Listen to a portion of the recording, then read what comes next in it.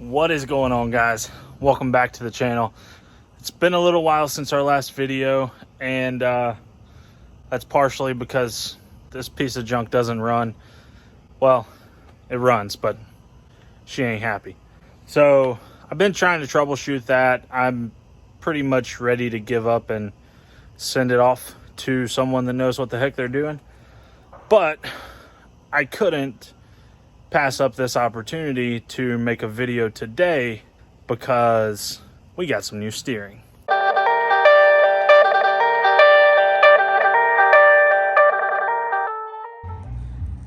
That's right, guys. Our friends at Apex Chassis, along with RPM Steering, they sent out some new beef. So if you're not familiar with Apex Chassis, they've been in the steering game for quite a long time. Most recently under the Apex Chassis branding. They, however, make a lot of steering components for a number of manufacturers on the market, but they also make complete steering kits for the Jeep Wrangler. But being as how this front axle setup isn't exactly stock, we got with our friends at RPM Steering so they could make some custom tubing for us. So with the Apex 2.5 ton steering ends and the super beefy RPM 2.5 ton aluminum rod link, we're gonna have a pretty bomb-proof steering setup. So like I said, this is basically a combination of some really great components from both Apex and RPM Steering. Apex had this custom made to the specific link that I needed, and like I said, they do offer bolt-up situations for the JK, JL, JT, all of those, but they also have the custom stuff. But before we get into that install, let's take a look at my current steering setup and let me show you where the issues are. All right, guys, so this is my current steering setup. This is a 1-ton steering kit for the Dana 60 Kingpin, and this has just not held up very well. These ends are about a year old and just completely toast. Not to mention that I've already replaced a couple of these ends once. This just really has not held up for what I needed it to do. So before we get into installing these shiny new parts, we got to get rid of this old junk. Now before we go and pull off this steering, what they do recommend is that you take a measurement from the grease zerk on each of your steering arms so that you know exactly what lengths your current steering setup is. I already have that measurement on hand because we had to do the custom tubes, but if you're going with their standard setup, you definitely want to take note of that just to make your alignment that much easier in the end. Went ahead and unbolted at the pitman arm. Now we're going to go ahead and hit this one here. However, as you guys can see, there's just a ton of play in this joint. This joint's toast.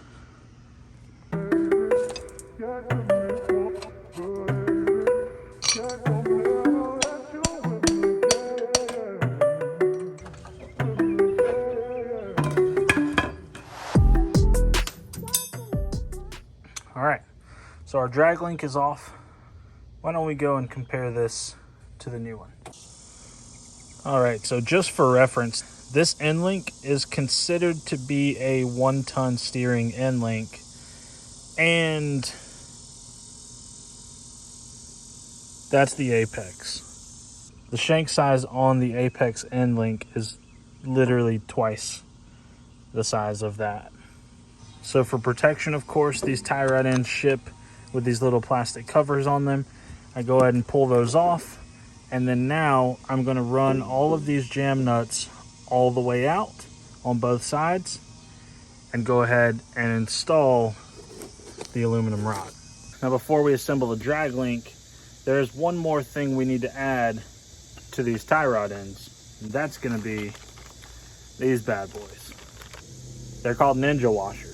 And Apex specially designed these so that you don't have to fight with keeping these jam nuts tight. Now everybody knows that over time, jam nuts, they'll loosen up on the trail, on the road. They just get a little sloppy. So we're gonna toss some of these Ninja washers on, and later I'll show you how to make those secure once and for all.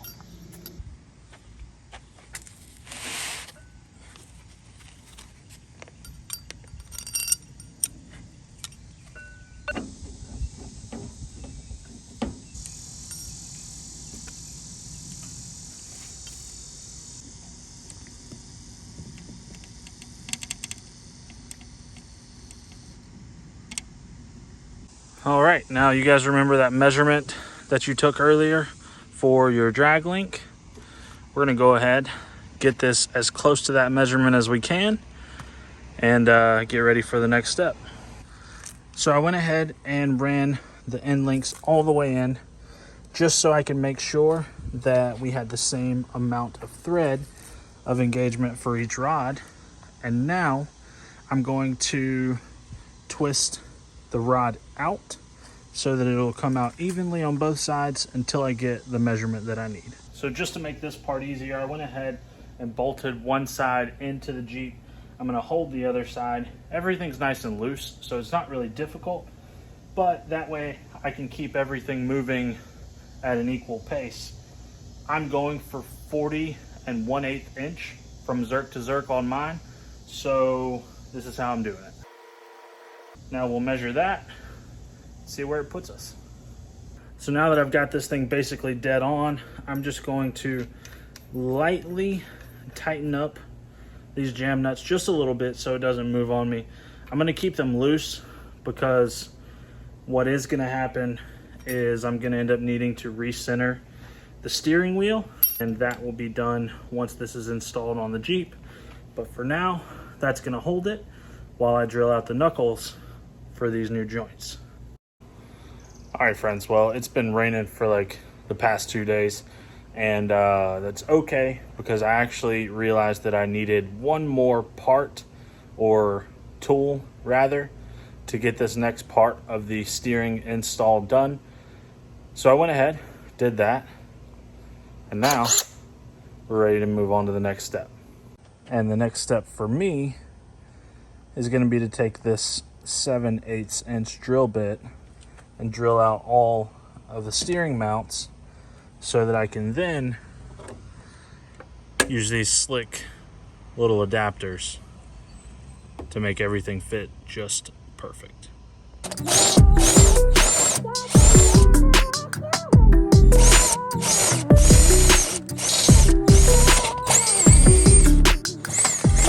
So if that worked out the way it should,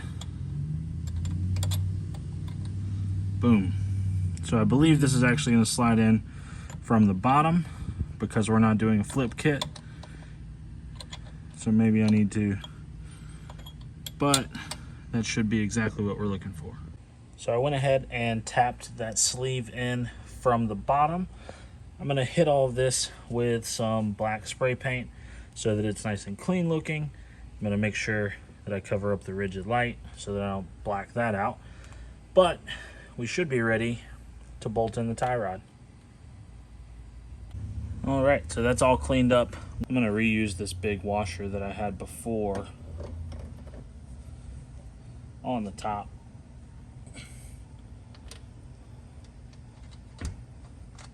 So now they're both in nice and loose on the sides. I am going to kind of leave all my jam nuts loose, everything else.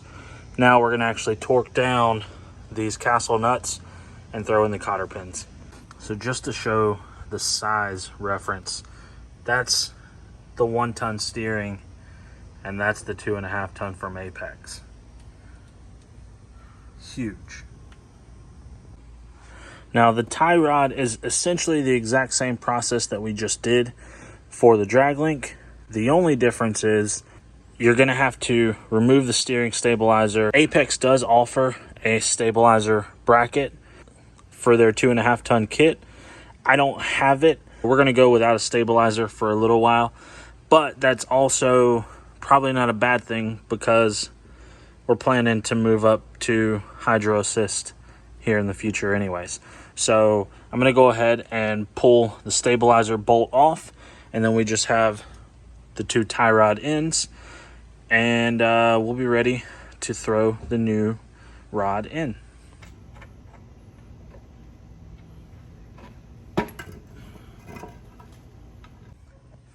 One-ton steering is off.